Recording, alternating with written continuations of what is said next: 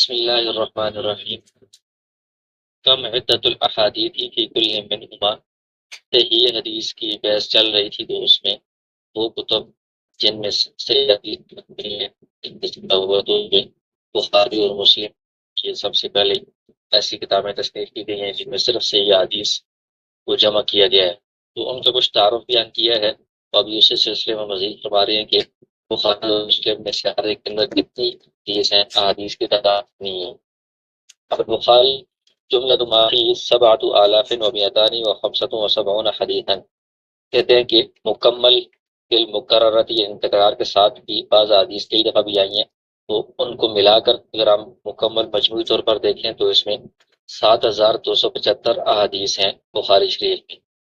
فصل المکررۃ اربعۃ آلاف، تکرار نظر کریں تو جو صحیح طور پر بنیادی طور پر جو احادیث ہیں 4000 قریب بنتی ہیں، اور صحیح مسلم میں باقی اتنا شرح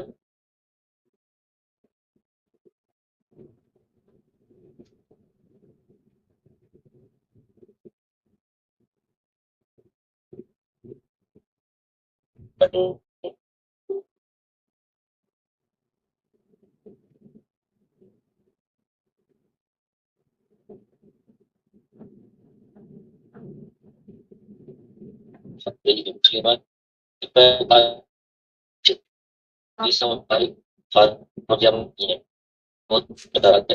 آواز نہیں آ رہی آپ کی۔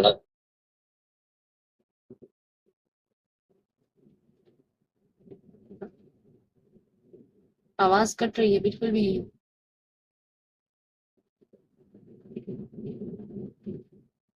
اچھا ایک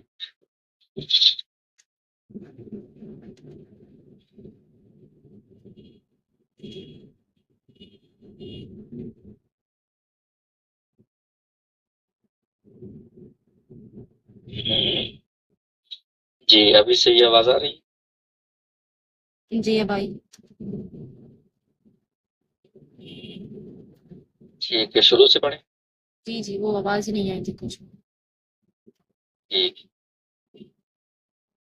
بسم اللہ الرحمن الرحیم۔ کم عدت الاحادیث فی کل منہما، تو صحیح بخاری اور صحیح مسلم میں سے ہر ایک کے اندر احادیث کی تعداد کتنی ہے اس کو بیان کر رہے ہیں۔ تو اصل تو یہ صحیح حدیث کی بحث چل رہی تھی، صحیح حدیث کی تعریف اور اس کی مثال حکم وغیرہ بیان کیا، تو اسی کے ضمن میں ایسی کتابیں جو صرف صحیح حدیث پر مشتمل ہیں ان کا تذکرہ آ گیا، تو اس میں بخاری اور مسلم کا کچھ تعارف بیان کیا ہے۔ تو اب فرما رہے ہیں کہ بخاری اور مسلم میں سے ہر ایک کے اندر احادیث کی تعداد کتنی ہے۔ بخاری کے بارے میں فرماتے ہیں جملۃ ما فیہ سبعۃ آلاف و مئتان و خمسۃ و سبعون حدیثا بالمکررۃ، مجموعی طور پر تکرار کے ساتھ، یعنی ایک حدیث کئی بار آتی ہے تو اس کو تکرار کہتے ہیں، تو ان کو ہم شمار کریں سب کو الگ الگ، اس طرح مجموعی طور پر بخاری میں 7275 احادیث ہیں، اور وبحذف المکررۃ اربعۃ آلاف، اگر ہم تکرار والی جو حدیث ہیں ان کو حذف کر کے صرف ان کو ہم ایک دفعہ ہی شمار کریں، اس طرح ٹوٹل اربعۃ آلاف 4000 احادیث بنتی ہیں۔ اور صحیح مسلم میں جملۃ ما فیہ 12 الفا بالمکررۃ، تکرار کے ساتھ جتنی مجموعی طور پر احادیث ہیں تو وہ 12000 بنتی ہیں۔ وبحذف المکررۃ نحو اربعۃ آلاف، اور تکرار کو اگر ہم حذف کریں تو اس میں تقریباً 4000 احادیث بنتی ہیں۔ اس سے پہلے یہ بات ہوئی ہے کہ جتنی بھی صحیح حدیث ہیں وہ ساری کی ساری بخاری اور مسلم میں جمع نہیں ہے، بلکہ صحیح حدیث کی بہت کم تعداد منتخب کر کے ان دونوں حضرات نے اپنی کتابوں میں جمع کی ہے، اس کے علاوہ جو صحیح حدیث کی تعداد ہے وہ بہت زیادہ ہے۔ اس کے بارے میں فرماتے ہیں این نجد بقیۃ الاحادیث الصحیحہ التي فاتت البخاری ومسلما، کہ جو احادیث بخاری اور مسلم سے چھوٹ گئی ہیں اور وہ بہت بڑی تعداد میں ہیں صحیح احادیث، ان کو ہم کہاں پر پائیں گے، وہ کہاں ہمیں ملیں گی؟ اس کا جواب دیتے ہیں نجدها فی الکتب المعتمدہ المشہورہ، تو اس کے بخاری اور مسلم کے علاوہ بھی بہت ساری معتبر اور مشہور کتابیں ہیں، ان کے اندر ہم صحیح احادیث کو تلاش کر سکتے ہیں، وہاں پر ہمیں مل جائیں گی۔ تو اس کی مثال دی ہے، جیسے صحیح ابن خزیمہ ہے، صحیح ابن حبان ہے، مستدرک حاکم ہے، اور سنن الاربعہ، سنن اربعہ سے مراد یہ کہ 4 کتابیں، سنن ترمذی، سنن ابی داؤد، سنن نسائی، سنن ابن ماجہ، یہ جو 4 کتابیں ہیں جو سیاہ ستہ میں شامل ہیں، وہ 4 کتابیں ان میں بھی کثرت کے ساتھ صحیح حدیث مل جاتی ہیں۔ اسی طرح سنن دارقطنی ہے، سنن البیہقی ہے وغیرہ دیگر جو کتابیں ہیں یہ معتبر بھی ہیں، مشہور بھی ہیں، ان میں ہمیں صحیح حدیث باقی بہت ساری مل جائیں گی۔ لیکن ولا یکفی وجود الحدیث فی هذه الکتب، ان کتب کے اندر کسی حدیث کا پائے جانا یہی اس کے صحیح ہونے کے لیے کافی نہیں ہے، صرف ان کتابوں میں پائے جانے کی وجہ سے ہم اس کو صحیح نہیں کہہ سکتے، بلکہ لابد من التنصیص علی صحتہ،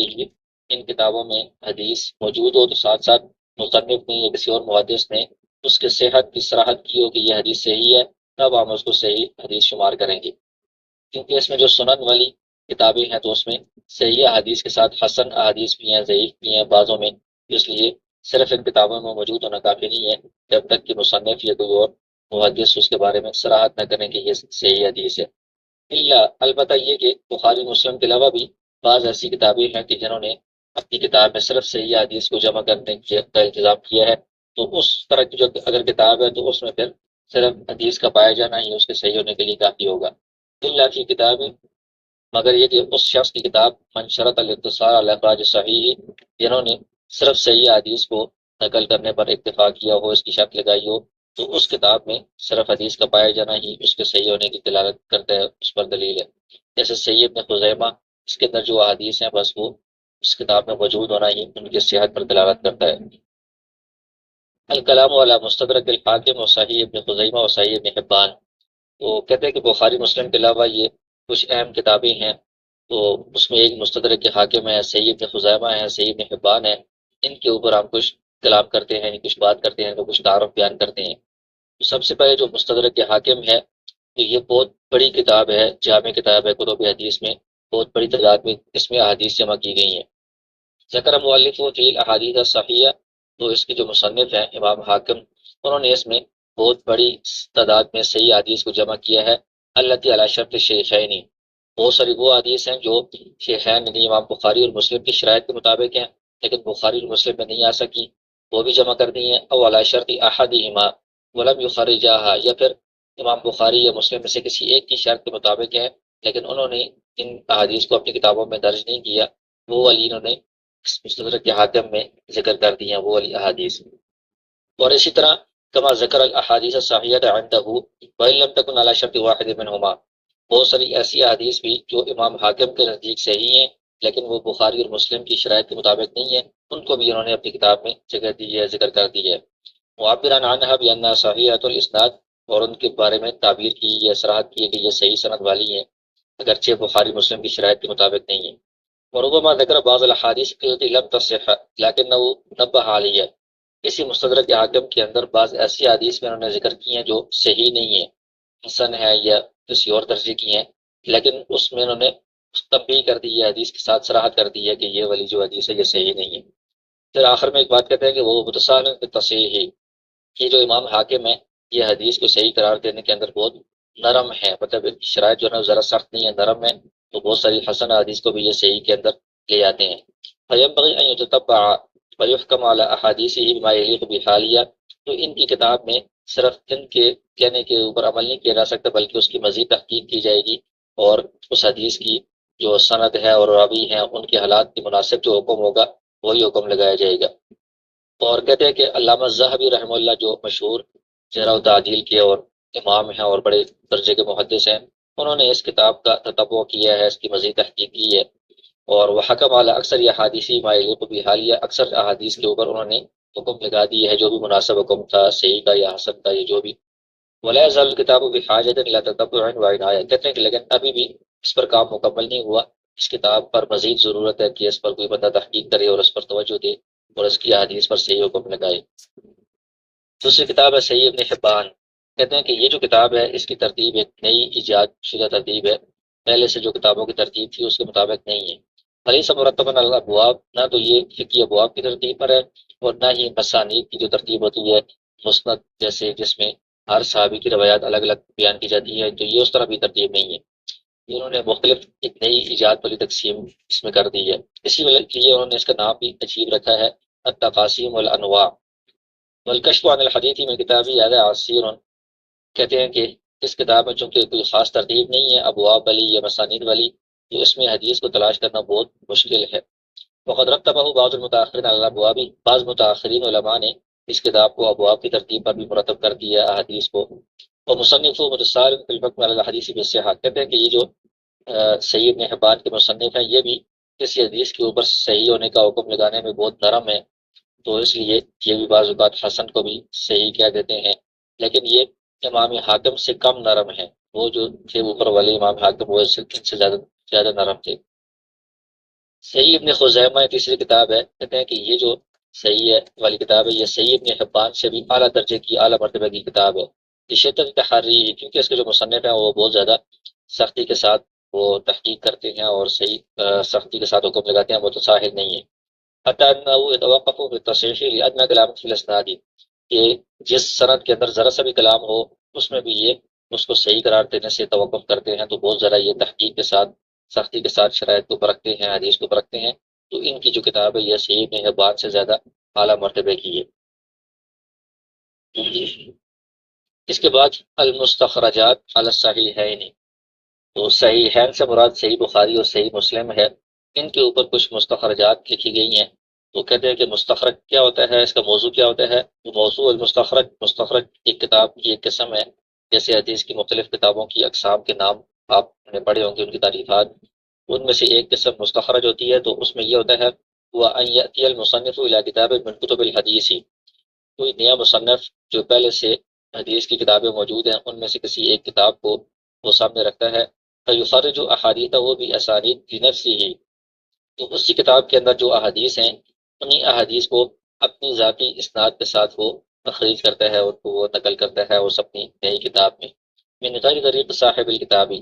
جو پہلے کتاب کے اندر احادیث تھی تو اس میں تو مصنف کی اپنی سند والی تھی، تو یہ اس مصنف والی جو سند ہے اس کے علاوہ کسی اور سند سے انہی احادیث کو ذکر کر دیتا ہے، تو ایسی کتاب کو مستخرج کہا جاتا ہے. فَيَجْتَمِعُ مَعَهُ فِي شَيْخِهِ أَوْ مَنْ فَوْقَهُ، تو یہ جو دوسرا مصنف ہے یہ پہلے مصنف کے استاد تک یا اس کے استاد سے اوپر کسی جگہ پر جا کر اس کے ساتھ شامل ہو جاتا ہے، اس کی سند اس کی سند کے ساتھ متصل ہو جاتی ہے، مل جاتی ہے. لیکن نیچے سے شروع سے دونوں کی سند مختلف ہوتی ہے، لیکن احادیث وہی ہوتی ہے جو پہلی والی کتاب میں تھی. انہی احادیث کو اپنی سند کے ساتھ، مصنف کی سند کے علاوہ اپنی سند کے ساتھ وہ روایت کرتا ہے، اس کتاب میں نقل کرتا ہے. اس کو مستخرج کہا جاتا ہے. تو صحیحین یعنی بخاری اور مسلم میں جو احادیث ہیں ان کے اوپر بھی مستخرجات لکھی گئی ہیں، یعنی انہی احادیث کو امام بخاری اور امام مسلم کی سند کے علاوہ کسی اور مصنف نے اپنی سند کے ساتھ اپنی کتاب میں نقل کر دیا ہے. تو اس کے بارے میں بتا رہے ہیں کہ جو اشہر المستخرجات علی الصحیحین، مشہور مستخرجات یہ والی ہیں. بخاری کے اوپر ابو بکر اسماعیلی کی مستخرج ہے، اور مسلم کے اوپر ابو عوانہ اسرائیلی کی مستخرج ہے، اور امام بخاری اور مسلم دونوں کی کتابوں کے اوپر ابو نعیم الاصبہانی نے مستخرج لکھی ہے. یعنی انہی کی کتابوں میں جو احادیث ہیں ان کو مصنف کی سند کے علاوہ اپنی سند کے ساتھ ان کو اپنی کتاب میں درج کیا ہے. یہ مستخرجات بھی مشہور ہیں. پھر اب اس مستخرجات کے بارے میں مزید کچھ تعارف بیان کر رہے ہیں. حال التزم اصحاب المستخرجات کی موافقت الصحیحین فی الالفاظ، یہ جو مستخرجات والے ہیں یہ انہی احادیث کو اپنی کتابوں میں اپنی سند کے ساتھ جب درج کرتے ہیں تو احادیث کے جو الفاظ ہیں وہی والے ہوتے ہیں بالکل. اس میں الفاظ کا بھی پوری طرح ایک جیسا ہونا ضروری ہوتا ہے، اس کا وہ التزام کرتے ہیں یا نہیں کرتے. یہ الفاظ تھوڑے بہت مختلف ہوتے ہیں. کہتے ہیں کہ لم یلتزم مصنفوها موافقتهما فی الالفاظ، یہ جو مستخرجات والے مصنفین ہیں انہوں نے بخاری اور مسلم کی احادیث کو جب اپنی سند کے ساتھ نقل کرتے ہیں تو احادیث کے پورے الفاظ بالکل موافق ہوں، ایک جیسے ہوں، اس کا انہوں نے التزام نہیں کیا. لأنهم انما يروون الالفاظ التي وصلتهم من طریق شیوخهم لذلك، کیونکہ یہ انہی احادیث کو جب اپنی سند کے ساتھ روایت کرتے ہیں تو اپنی سند کے ساتھ ان کو وہ حدیث جن الفاظ کے ساتھ پہنچی ہے یہ وہی والے الفاظ اس میں جو روایت کریں گے، ذکر کریں گے. تو بعض اوقات فقط حصل فی تفاوت قلیل فی بعض الالفاظ، بخاری والی حدیث اور ان کے پاس جو وہ حدیث پہنچی ہے کسی اور سند سے، تو حدیث تو وہ ایک ہی ہوتی ہے لیکن ان کے الفاظ میں تھوڑا بہت بعض اوقات تفاوت آ جاتا ہے، فرق آ جاتا ہے. وكذلك ما أخرجه المؤلفون القدامى في تصانيفهم المستقلة كالبيهقي والبغوي وشبههما قائلين، کہتے ہیں کہ اسی طرح بہت سارے قدیم جو مصنفین ہیں اپنی الگ تصانیف میں، امام بیہقی، امام بغوی وغیرہ، جب وہ یہ کہتے ہیں حدیث ذکر کر کے رواہ البخاری رواہ مسلم، فقد وقع في بعض تفاوت في المعنى وفي الالفاظ، وہ جو حدیث ہوتی ہے جس کو وہ رواہ البخاری رواہ مسلم کہہ رہے ہوتے ہیں تو اس میں بخاری کی حدیث اور اس حدیث کے اندر یا مسلم کی حدیث اور اس حدیث کے اندر تھوڑا سا معنی میں یا الفاظ میں فرق نظر آ رہا ہوتا ہے. فمرادهم من قولهم رواه البخاری مسلم انہما رویا اصلہ، تو وہاں پر ان کا مقصد یہ نہیں ہوتا کہ یہ حدیث پہ آئی نہیں انہی الفاظ کے ساتھ بخاری نے روایت کی ہے یا بخاری مسلم نے روایت کی ہے. مقصد ان کا ہوتا ہے کہ یہ جو حدیث ہے اس کے اندر جو اصل موضوع ہے، اصل بنیادی بات ہے، وہی بات امام بخاری اور امام مسلم نے بھی اپنی کتابوں میں نقل کی ہے. اگرچہ الفاظ تھوڑے سے مختلف ہیں لیکن معنی اور اس حدیث کی جو بنیاد ہوتی ہے اصل، وہ انہوں نے بھی روایت کی ہے، وہ دونوں ایک ہی ہے. اس لیے وہ رواہ البخاری اور رواہ مسلم کہہ دیتے ہیں. هل يجوز ان ننقل منها حديثا ونعزوه الیہما، کہتے ہیں کہ کیا ایسا ممکن ہے کہ آپ مستخرجات یا یہ جو دیگر کتابیں ہیں امام باغوی کی مشکات یا امام بیہقی کی جس میں وہ رواہ البخاری رواہ مسلم کہتے ہیں، ان کتابوں کو ہم دیکھ کر وہاں پر حدیث دیکھ کر ہم یہ کہہ سکتے ہیں کہ یہ امام بخاری کی حدیث ہے، امام مسلم کی حدیث ہے. نعزوه الیہما یعنی ہم حدیث کو تو مستخرج سے نقل کریں یا مشکات سے نقل کریں یا بیہقی سے نقل کریں، لیکن اس کے ساتھ رواہ البخاری لکھا ہوا ہو تو ہم اس کو بخاری کی طرف ڈائریکٹ منسوخ کر دیں کہ یہ بخاری کی حدیث ہے، مسلم کی حدیث ہے. کیا ہم ایسا کر سکتے ہیں؟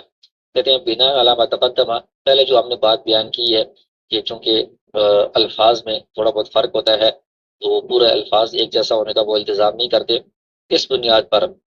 فلا يجوز لشخص ان ينقل من المستخرجات او الكتب المذکورہ آنفا حدیثا، کسی شخص کے لیے یہ جائز نہیں ہے کہ وہ مستخرجات سے یا پھر جو مشکات وغیرہ جو کتابیں ہیں جن میں دوسری کتابوں کی حدیث جمع ہوتی ہیں ان سے کوئی حدیث نقل کرے اور وہ رواہ البخاری یا رواہ مسلم کہہ دے، ڈائریکٹ بخاری اور مسلم کی طرف حدیث کو منسوخ کرے، یہ کرنا جائز نہیں ہے. الا باحد امرین، البتہ یہ کہ دو باتوں میں سے کوئی ایک بات ہو تو پھر وہ کہہ سکتا ہے. ایک یہ کہ ان یقابل الحدیث بروایتہما، کہ وہ جو حدیث ہے اس کا مقابلہ کرے یا انتقابل کرے. مشکات میں اگر دیکھیے تو بعد میں بخاری میں بھی یا مسلم میں بھی دیکھ لیں پھر تو وہ کہہ سکتا ہے. او یقول صاحب المستخرج والمصنف اخرجاہ بلفظہ، یا پھر یہ کہ مستخرج میں جب اس نے حدیث دیکھی ہے تو مستخرج کے مصنف نے صراحتاً کہا ہو کہ یہ جو حدیث میں نے نقل کی ہے یہ انہی الفاظ کے ساتھ ہے جن الفاظ کے ساتھ بخاری میں ہے، یا جو مشکات وغیرہ میں کس کتاب میں مصنف نے ساتھ صراحت بھی کی ہو کہ یہ جو حدیث ہے یہ بخاری نے بھی انہی الفاظ کے ساتھ ذکر کیا ہے، مسلم نے بھی انہی الفاظ کے ساتھ ذکر کیا ہے، پھر آپ اس حدیث کو بخاری اور مسلم کی طرف منسوخ کر کے روایت کر سکتے ہیں. ورنہ یہ کہ حدیث تو وہی والی ہوتی ہے لیکن الفاظ مختلف ہوتے ہیں کہ کسی اور کتاب میں دیکھ کر بندہ اس کو بخاری کی یا مسلم کی حدیث نہیں کہہ سکتا. فوائد المستخرجات علی الصحیحین، کہتے ہیں کہ یہ جو پیچھے مستخرجات کا ذکر آیا ہے تو وہی حدیث جو بخاری اور مسلم میں ہوتی ہیں وہی والی حدیث دوسری کتابوں والے اپنی سند کے ساتھ ذکر کرتے ہیں، اس کا کیا فائدہ ہے؟ مطلب حدیث تو وہی والی ہیں جو بخاری میں مسلم میں موجود ہیں، ان کی سند بھی بہت عالی ہے، قوی ہے، تو اس کے باوجود دوسرا بندہ آ کر اپنی سند کے ساتھ ان حدیث کو روایت کرے گا تو اس کا کیا فائدہ ہوگا؟ کہتے ہیں کہ اس کے بہت سارے فوائد ہیں جو تقریباً 10 کے قریب ہیں، لیکن ان کو امام سیوطی رحمہ اللہ نے تدریب الراوی میں ذکر کیا ہے، تو ان میں سے اہم ہم یہاں پر ذکر کر رہے ہیں. پہلا تو یہ ہے کہ علو الاسنادی، یہ جو دوسرا مصنف ہے یہ اسی حدیث کو لکھے گا تو اگر یہ بخاری والی جو سند ہے اسی کے ساتھ یہ ذکر کرے گا تو پھر اس میں نزول آ جائے گا، سند کے اندر راوی زیادہ ہو جائیں گے، سند نازل ہوگی. تو یہ اس مصنف پہلے اپنی سند کے ساتھ ذکر کرتا ہے تو یہ اس کے استاد یہ اوپر کی طرف پہنچ جاتا ہے تو یہ سند عالی ہو جاتی ہے. اور یہ ایک فائدہ ہے کہ نہیں سند اس کی عالی ہو جاتی ہے. دوسرا فائدہ یہ ہے کہ الزیارت فی قدر صحیح، یہ بعض اوقات ایسا ہوتا ہے کہ وہ حدیث جو ہوتی ہے جو بخاری مسلم میں ہے اس سے اس دوسری کتاب والی حدیث میں کچھ الفاظ کا اس میں اضافہ ہوتا ہے اور یہ کچھ مزید تتمہ وغیرہ ہوتا ہے تو اس میں مزید ہمیں حدیث کی تشریح میں یا اس کو سمجھنے میں معاونت ملتی ہے، یا زائد جو الفاظ ہوتے ہیں ان سے مزید باتیں سامنے آتی ہیں. تیسرا یہ القوت بکثرت الطرق، اور کوئی فائدہ نہ بھی ہوتا یہ تو ہے کہ یہ جو حدیث بخاری میں تھی وہ ایک اور سند کے ساتھ بھی مروی ہے جو مصنف نے دوسرے مصنف میں لکھی ہے، تو یہ سند ایک ہی حدیث کی جب زیادہ ہو جائے تو کثرت طرق کی وجہ سے حدیث میں مزید قوت آ جاتی ہے. تو فائدہ ہوا ترجیح اور المعارضہ، کثرت طرق سے مزید کمی ہو جائے گی تو پھر کیا فائدہ ہوگا؟ کہتے ہیں کہ اگرچہ یہ حدیث بھی صحیح ہے، دوسری حدیث جو ایک سند کے ساتھ آئی ہے بخاری میں وہ بھی صحیح ہے، لیکن جس حدیث کی سند زیادہ ہیں، طرق زیادہ ہیں، تو اس کو دوسری سند کے مقابلے میں ترجیح دی جائے گی. اگر دونوں کا کسی جگہ تعارض آ جاتا ہے، تقابل آ جاتا ہے تو جس کے طرق یا سند زیادہ ہیں اس کو ترجیح دی جائے گی.